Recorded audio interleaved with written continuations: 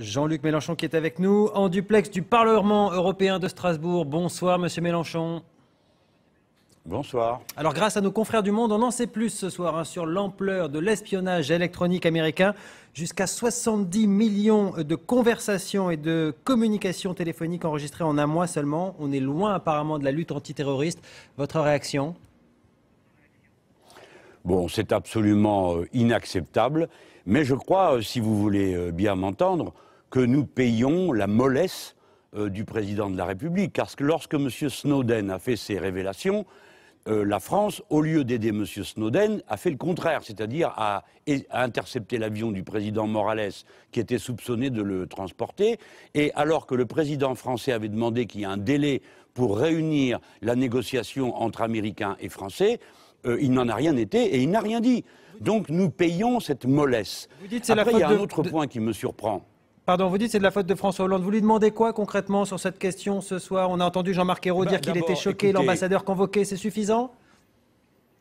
Mais tout ça, écoutez, c'est incroyable. Le président de la République intervient un dimanche pour une histoire de sortie scolaire et d'expulsion d'une jeune fille. Et lorsqu'on découvre que des Français ont été espionnés, que des grandes entreprises l'ont été, et il ne dit rien. C'est à lui de recevoir l'ambassadeur, c'est à lui de le convoquer. Là, on est dans les fonctions régaliennes du chef de l'État, qui a une responsabilité particulière dans le domaine de la politique étrangère. Au lieu de ça, c'est le ministre des Affaires étrangères qui reçoit le diplomate. Ça n'est pas à la hauteur des circonstances. Quant au Premier ministre, il n'a pas à dire qu'il est choqué, il doit prendre des mesures. Et puis je pose une question. Alors maintenant, il faut attendre que ce soit un journal qui nous informe du fait que nous sommes espionnés. Que font les services de contre-espionnage français? Ils ont un budget, il y a des agents. Donc ces services ont fait leur travail. Ils le savaient. Pourquoi le gouvernement n'a-t-il rien dit jusque-là? C'est une question très grave. C'est cette espèce d'abandon, si vous voulez, atlantiste, cette espèce de faiblesse idéologique qu'a le président Hollande à l'égard des États-Unis d'Amérique, qui en fait une espèce d'allié, il veut être l'allié privilégié des Nord-Américains, qui fait qu'il a tout cédé. Et ça n'est pas acceptable. Vous parliez à l'instant de l'affaire Leonarda. Le débat est clos, a déclaré aujourd'hui le patron du Parti socialiste. Il est clos pour vous aussi ? Non, mais il est peut-être clos pour les socialistes qui vont obéir, j'en suis certain, le doigt sur la couture du pantalon, à Harlem Désir. Tout ça est bien connu, mais on a quand même le droit, si le Parti socialiste le permet, de continuer à s'interroger sur l'imbroglio qui a conduit à cette situation inouïe. Bon, la vérité, c'est que M. Valls a jeté de l'huile sur le feu. Lorsque cette jeune fille a été expulsée, il aurait suffi qu'il dise « bon, il y a une erreur, on va regarder tout ça ». Bon, non, il a fait le contraire. Il a dit « c'est comme ça et pas autrement ». Et faire ça, c'est les traiter avec humanité. Donc ça a mis le feu à la plaine. Et ensuite, tous nous avons réagi sur la base des informations que nous donnaient les médias. Et à mesure que le temps passait, ces informations changeaient. Et que voit-on? Le président de la République apparaît à la télévision un dimanche et prend une décision qui n'a aucun fondement légal. Car il n'est pas de l'autorité du chef de l'État de décider qui rentre et qui sort du pays. Ça n'est pas un droit princier qu'il a.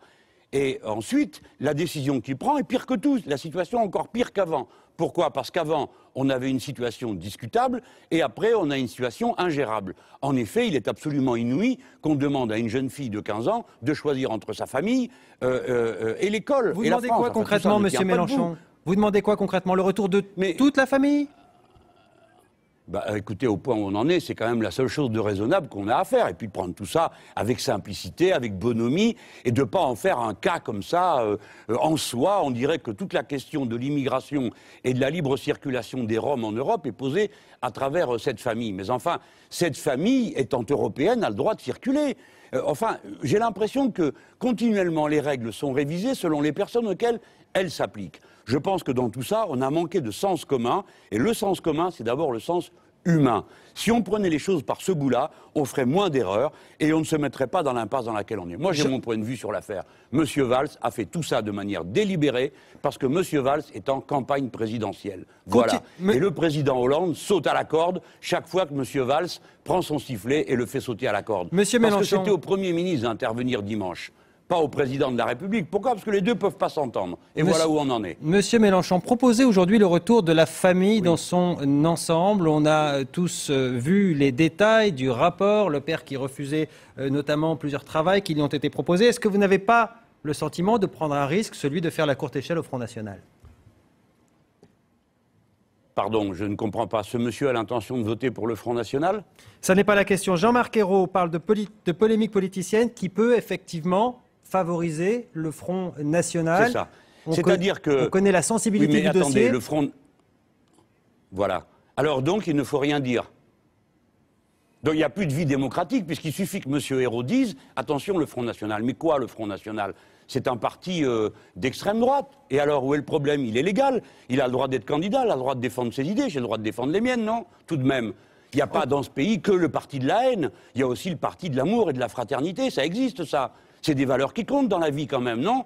Alors, qu'est-ce que c'est que cette histoire? Tous les jours, vous nous découvrez quelque chose sur le père, la sœur, la mère. Hein? Ça, c'est facile d'accabler les pauvres. Faire la guerre aux pauvres, c'est vraiment une guerre de lâches. Monsieur Mélenchon, les récents sondages démontrent que si Oui. le FN profite de la déception de François Hollande, ce n'est pas le cas pour votre parti.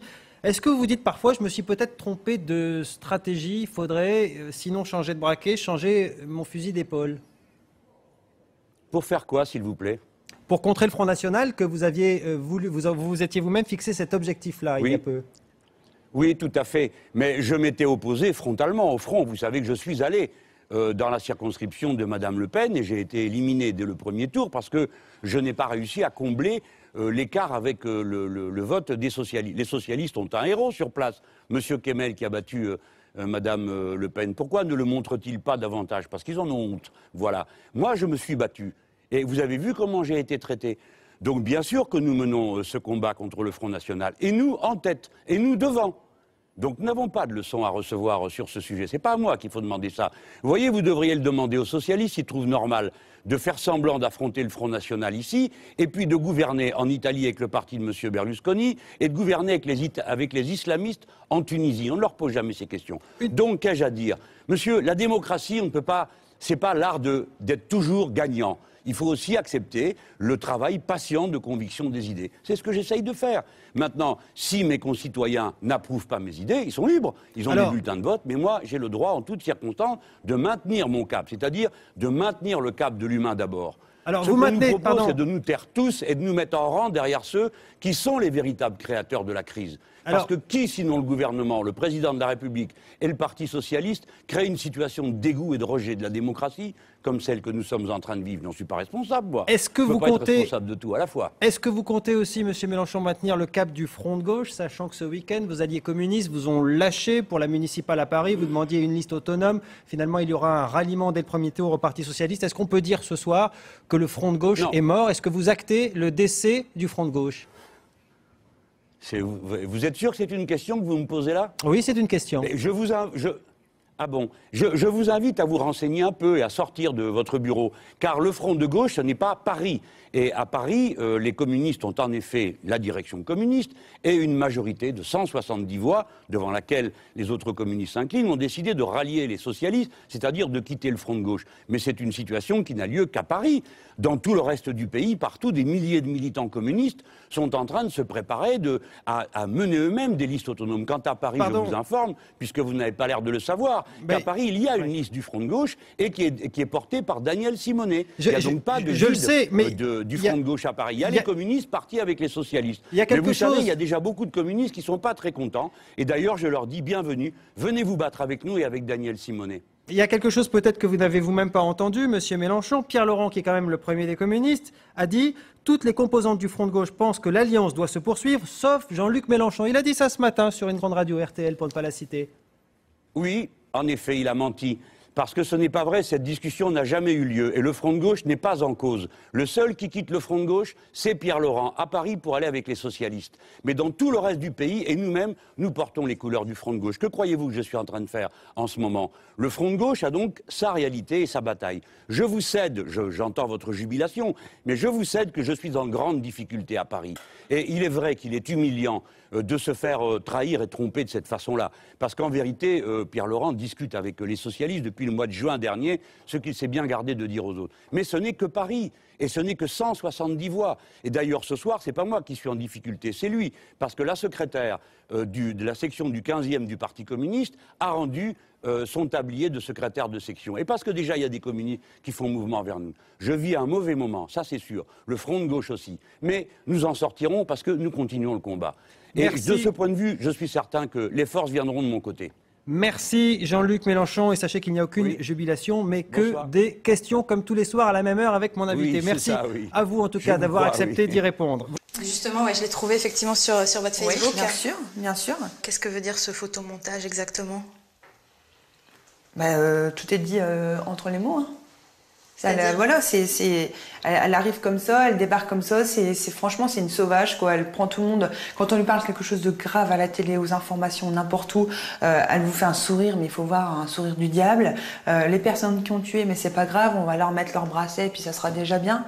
Mais parce que ce genre de comparatif des Noirs avec des singes, ça fait partie quand même de toutes les thématiques du racisme primaire. En général, non, ça n'a rien à voir. Un singe, ça reste un animal. Un noir, c'est un être humain. J'ai des amis qui sont noirs et c'est pour ça que je leur dis que c'est des singes. Mais pourtant, là, vous faites ce comparatif-là avec ce photomontage. C'est plus par rapport à une sauvage que je l'ai fait, pas par rapport au racisme ou au noir ou au gris ou n'importe quoi. Là, c'est vraiment une sauvage. C'est une sauvage, voilà. À la limite, je préfère la voir dans un arbre après les branches que de la voir comme ça au gouvernement, hein, franchement. À peine arrivé aux Antilles, Manuel Valls tente comme il peut de désamorcer la polémique. Entre Jean-Marc Ayrault et moi, vous ne trouverez pas la moindre différence, c'est normal. Dossier rapidement expédié à 7000 km de Paris, loin, très loin donc des critiques dont il est l'objet depuis hier matin. Car s'il est ici, le ministre de l'Intérieur, c'est pour parler d'insécurité et montrer une image de fermeté, comme lorsqu'il tombe sur ces jeunes martiniquaises. Les loyers et même aidez-nous, les formations, les chèques, le RSA. Bonjour, bonsoir, bonsoir. Vous voyez comment distribuer. Et puis il faut chacun s'y mettre, hein, aussi, hein. Réponse à la fois musclée et autoritaire, peut-être pour mieux servir son image de fermeté. C'est d'ailleurs ce que lui reproche le chef du LKP, un syndicat local. Si véritablement il veulent pour apporter des réponses claires aux Guadeloupéens, je crois qu'il serait venu avec le ministre de l'Agriculture, le ministre des DOM, le ministre de l'Économie et des Finances, etc., pour poser les véritables problèmes qui gangrènent la société. Une société ravagée par le chômage, plus de 20% aux Antilles, et un jeune sur deux sans emploi. Criminalité record également, plus élevée que Marseille et la Corse réunis. Tout le monde est là parce qu'il y a un ras-le-bol dans la police nationale, un ras-le-bol des policiers de base, un ras-le-bol des gradés et gardiens qui en ont marre. Il n'y a plus d'avancement, les mutations sont difficiles, il y a un ras-le-bol général sur le manque de considération de l'État et du gouvernement envers sa police et ses policiers de base. Si les policiers descendent aujourd'hui dans la rue, c'est qu'on est arrivé à une situation où on a l'impression de ne plus être entendu. On a l'impression que tout le monde s'en fout. Donc si tout le monde s'en fout, c'est la manifestation, c'est une première aujourd'hui. Si on n'est pas entendu, on en fera d'autres, on fera d'autres mouvements. Politique première avec Apolline de Malherbe. Quelle réponse a apporté à la montée du Front National? Grande confusion hier à Matignon, comme chez les députés socialistes d'ailleurs. Jean-Marc Ayrault a pris la parole 2 fois, matin et soir, et il n'a pas fait dans la demi-mesure. Oui, c'était une journée feuilleton avec plusieurs épisodes et 2 phases. D'abord, le premier acte, c'est le matin. Jean-Marc Ayrault est à Matignon. Il présente le projet de loi sur l'adaptation de la société au vieillissement. Si, Christophe, il est 11h et là, il s'énerve. Je rappelle que Brignol n'est pas la France. Il serait trop hâtif de se lancer dans ce genre de commentaires. Brignol n'est pas la France, il a dit. Alors bien sûr, ce qu'on comprend, c'est qu'il ne veut pas qu'on extrapole, mais Brignol n'est pas la France. Quelle formule maladroite pour répondre. Alors, deuxième acte, c'est l'après-midi, il est 16h. Jean-Marc Ayrault est à Bondy, en banlieue parisienne. Il répond dans un café à des gens du Bondy Blog. Et là, il attaque. L'alternative à notre politique, c'est effectivement le risque d'une alliance entre la droite française classique et l'extrême droite.